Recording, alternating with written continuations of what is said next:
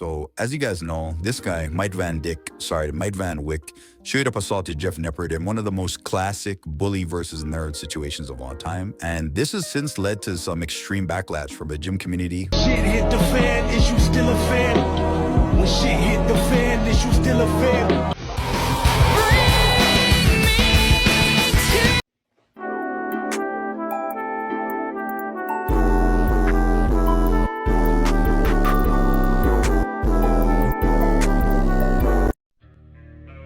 It is completely meaningless to grieve over those who are no longer living. If there is any Very few people on this earth are more fragile and insecure than bald, middle-aged men. Except for bald, middle-aged men who shoot up every product known to man and who make fun of other people in the gym who are just trying to better themselves, because guys like this have the personality of a loaf of white bread. Anyway, meet Mike Van Cuck. I think that's how you pronounce it. I won't be double checking out of disrespect. I live in Canada and I've never heard of this sad little man in my life, but he assaulted Jeff Nippert at the gym the other day, completely unprovoked, and sent Jeff to the hospital. The worst part is that Jeff is such a nice guy that I don't think he'll actually press charges on this ogre, and he'll probably just agree to shake hands and move on. And if that happens, he's a much better man than I am, because the charges would have been pressed before my ass even got off the gym floor.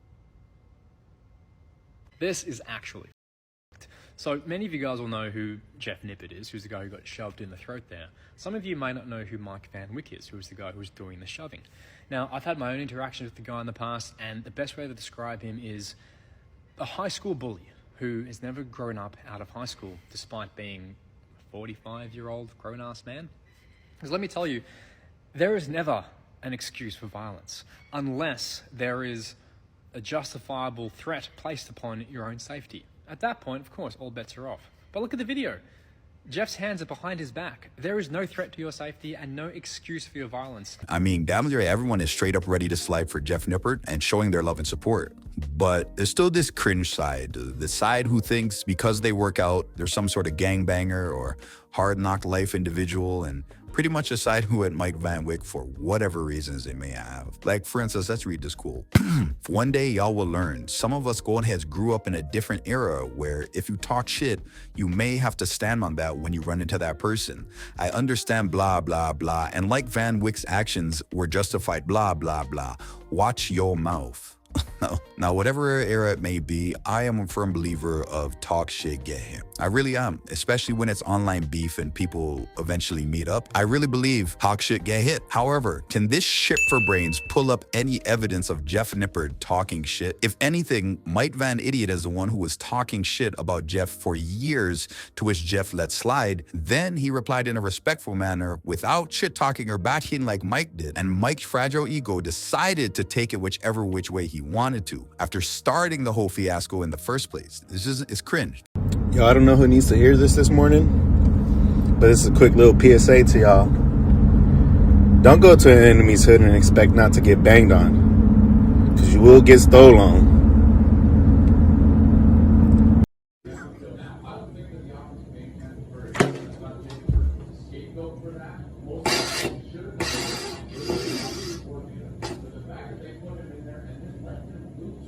Don't go to the enemy's hood and expect not to get banged on. I could actually die from cushion at his wannabe. Jeff went to a gym.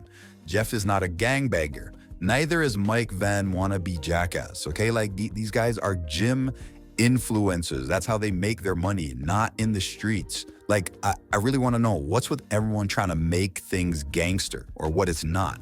You guys work out. You don't sell drugs, gangbang, or anything of the sorts. And even if you do, that has nothing to do with a civilian. Do you not see the cartel literally kill or give up people from the cartel for messing with civilians from America? Does no one remember this? You're not supposed to harm civilians. Jeff is the most civilian of all civilians in the first place. It's nice to also see in the comments that there are many people with common sense. But I think this guy takes the cake for the most cringe of them all. He posts an old injury of himself, right? And says, I've gotten my face smashed in with a brick that caused permanent damage to my eye socket and vision so bad I have a lazy eye and go cross-eyed.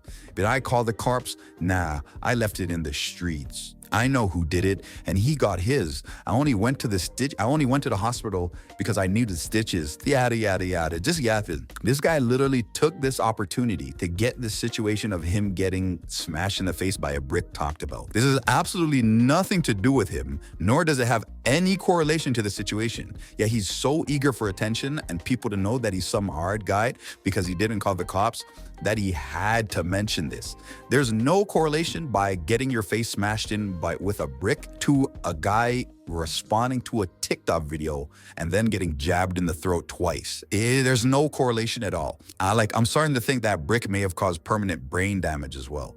No one is in the streets, and Jeff Nipper definitely isn't in the streets, nor does he want to be or portray to be anywhere close to the streets.